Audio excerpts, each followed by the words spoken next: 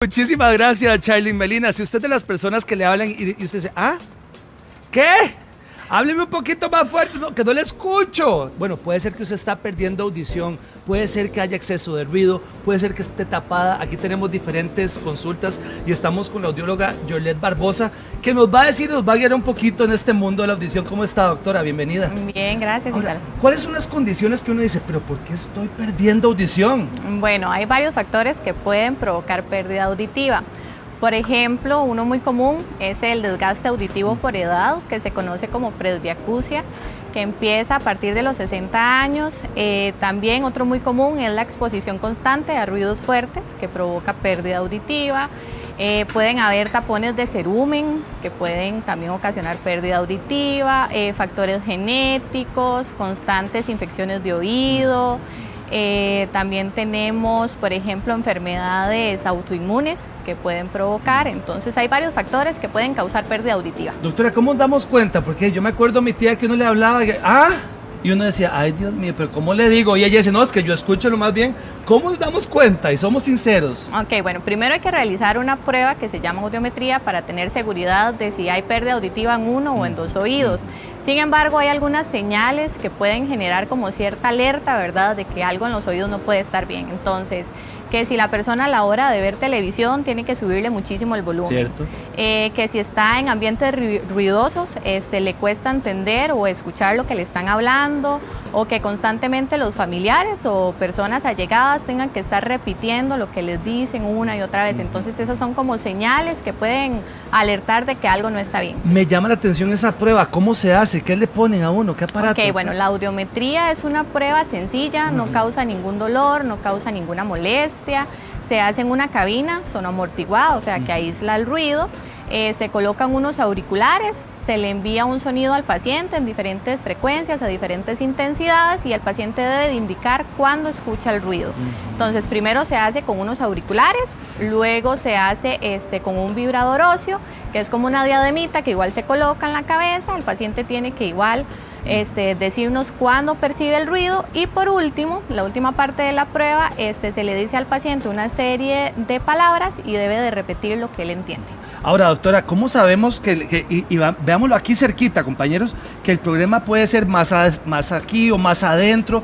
¿Cómo sabemos que puede estar fallando?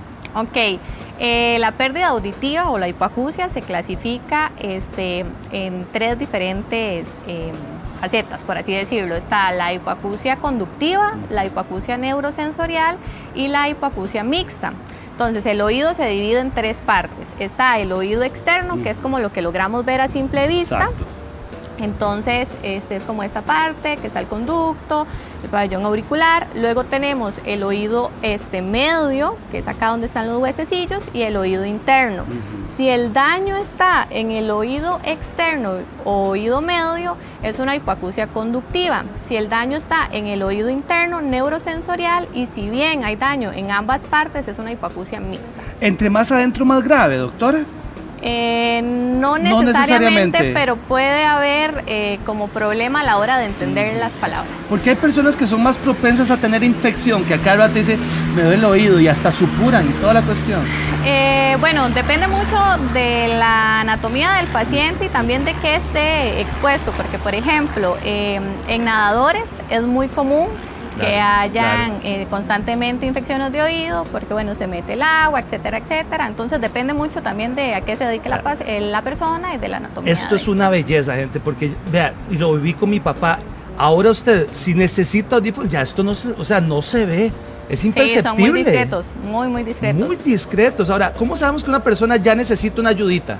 Una vez que se realiza la audiometría, hay que ver el grado de pérdida auditiva que tiene, porque por ejemplo, si está de 0 a 20 decibeles, decimos que la sensibilidad auditiva está en un rango normal. Sí.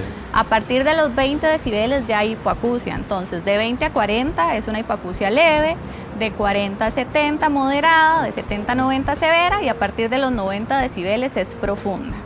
Entonces, ya con una hipoacusia leve se pueden utilizar Ahora, doctora, ¿cómo hacemos? Porque eso es muy pequeño, esto es personalizado. ¿Cómo hacemos para graduarlo? Depende de la persona. Depende de la pérdida auditiva que tenga la persona. Por ejemplo, Esos que usted estaba mostrando Sí. son audífonos recargables.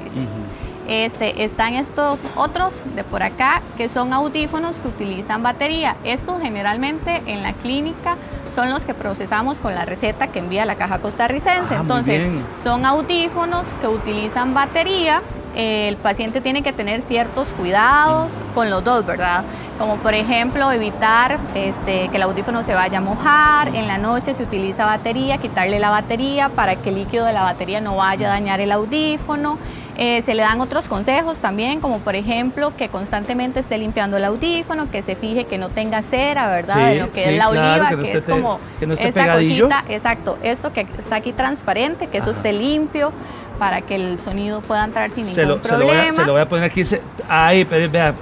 Ahí. Exacto, Tiene esa que es la estar oliva. totalmente limpio. Ahí, eso. La Es que idea- es muy pequeño, doctora. Muy Exacto. pequeño realmente. La idea es que ahí no se acumule cera, entonces se le dan diferentes consejos al paciente para que constantemente esté limpiando el audífono y la oliva esté sin cerumen.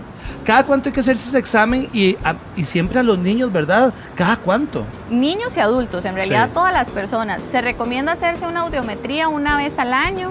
Hay algunas excepciones, digamos, de algunos pacientes que tienen cierta patología, entonces se hace la audiometría cada 6 meses, pero lo que se aconseja es hacerse la audiometría una vez al año. Ahora, yo veo que lo primero que hacen es que le revisan aquí, ¿verdad? ¿Qué es Exactamente. lo que ven con esto? Bueno. Déjame ver a ver cómo anda, doctora. Vea, si ve algo ahí, no ni lo diga, porque qué vergüenza. A ¿verdad, ver si doctora? están limpios o No, están no, sucios. yo no sé. ¿Cómo veo, doctor? Bueno, ¿quiere que le diga la verdad? Miéntame, como dijo que miéntame, doctora.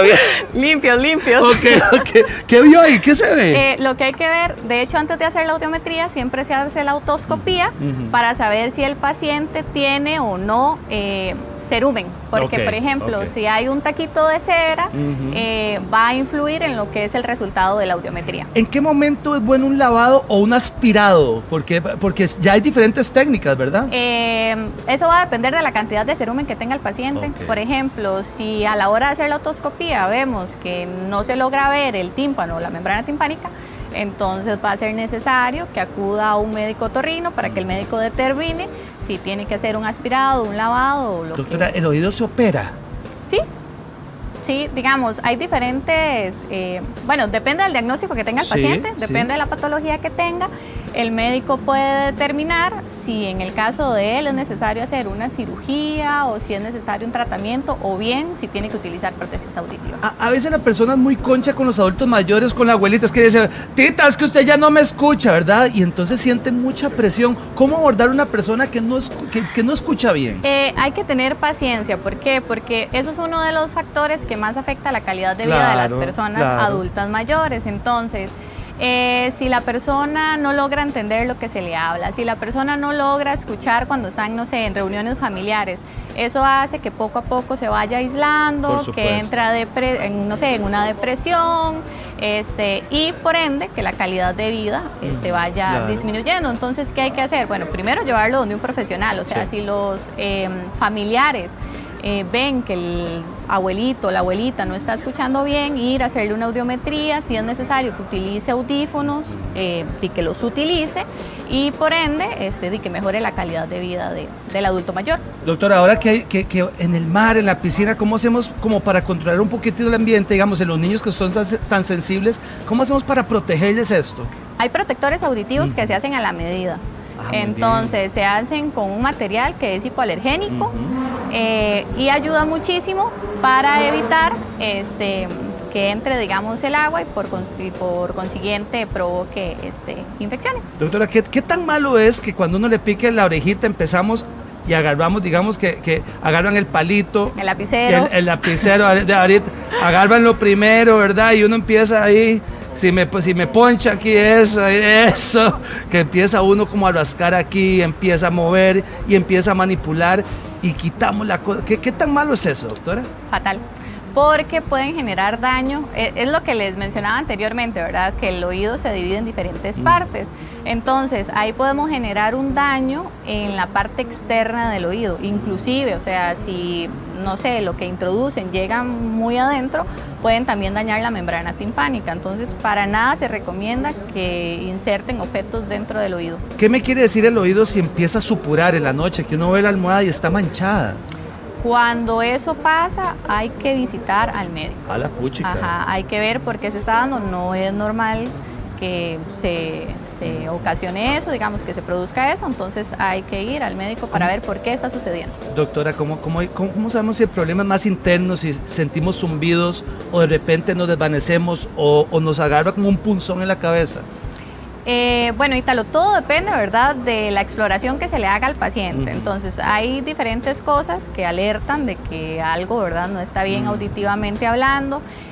Cuando hay pérdida auditiva es muy común que también haya tinnitus, ¿verdad?, que es ese zumbido o ese pitido dentro del oído.